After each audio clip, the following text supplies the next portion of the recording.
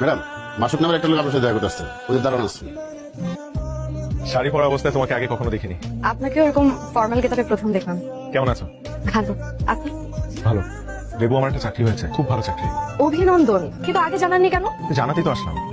Treat চাই। Treat দিতে চাই। হুট করে আজকে এখানে চলে আসলেন যে? 1 বছর তো কোনো যোগাযোগ ছিল না, তাই জানতে আসলাম তুমি কেমন আছো। খুব ভালো। তোমার বাবা কেমন আছে? চলে না আমার গ্রামটা আপনাকে আজকে একটু ঘুরে দেখে। শিওর। চলে। এমন একটা জায়গায় অনায়াসে সারাটা জীবন কাটিয়ে দেওয়া যায়। তোমার মনে আছে তুমি আমাকে বলেছিলে যত দ্রুত একটা ভালো চাকরি পাবো তত দ্রুতই বিয়েটা হবে। মনে আছে। আমার এখানে আসার মূল উদ্দেশ্য এবার বিয়ে করা। বিয়েটা করতে চাই। ভালো তো, আমাদের গ্রামেই করছেন? তোমাদের গ্রামে। তোমাকে? আমাকে? রেবু, আমরা একজন আরেকজনকে চিনি বেশ কয়েক বছর যাবত, কিন্তু পরিচয় সে প্রথম থেকে তোমার আমার প্রতি কেয়ার, ভালো লাগা এগুলো কিন্তু আমি খুব সূক্ষ্মভাবে খেয়াল করতাম। আমারও তোমার প্রতি যে ভালো লাগা বা যত্ন এগুলো তো তুমি বুঝতে, তাই না?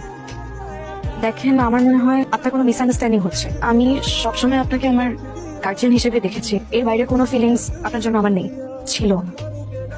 মানে এতদিন তোমার সাথে আমার যা ছিল এটা মানে তুমি বলতে চাচ্ছ যে আমার প্রতি তোমার এতটুকু ভালোবাসা ছিল না? কিন্তু রেবু, তো আমি তো তোমাকে ভালোবাসি। সব ভালোবাসা পেতে হবে কেন বলেন? না পেয়েও তো ভালোবাসা যায়। আপনি না হয় আমাকে না পেয়ে ভালোবাসলেন।